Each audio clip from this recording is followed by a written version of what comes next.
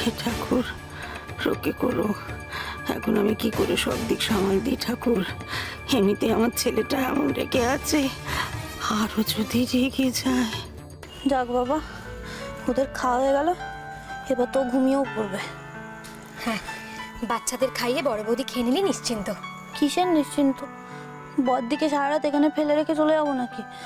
কি করে গিয়ে ঘুমাবো বলো তো বড়দিকে একা রেখে? আমার না কিছু ভালো লাগছে না, শুধু বড়দের উপর রাগ উঠছে। এরকম পাগলামো কেন করছে কে জানে। কি ব্যাপার, কাকুলির গলা না বাইরে? ও ওখানে কি করছে? কি বলছিস কি তুই? মেজ বোমার ঘরে তুই করতে কি পাচ্ছিস শুনি? আমি তো সবে বেরোলু। আমি কিন্তু সবটাই জানি। তোমরা আমাকে এইভাবে কেন অপমান করছো বলো তো? আমি ওর সাথে কথা বলতে যাচ্ছি। নিশিত,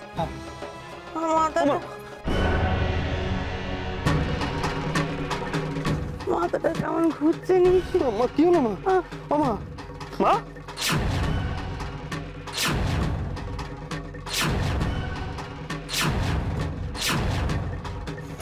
সে কি, মায়ের আবার কি হলো? মা কি হলো তোমার? কি হলো বল দেখিনি, মাথাটা কেমন এমন করে উঠলো।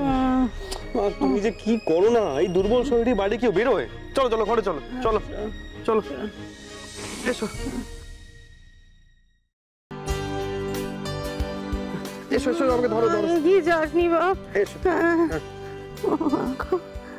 পাচ্ছি না, এমন করে মাথাটা ঘুরে উঠতে বলতো।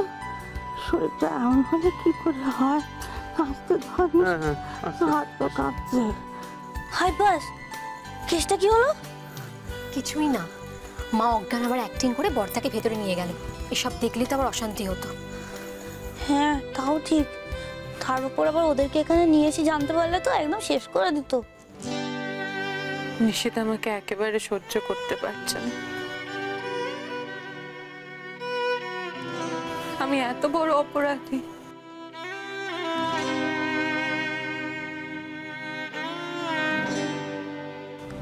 এখানে বসো তো, বসো আস্তে আস্তে বসো, ধরছি।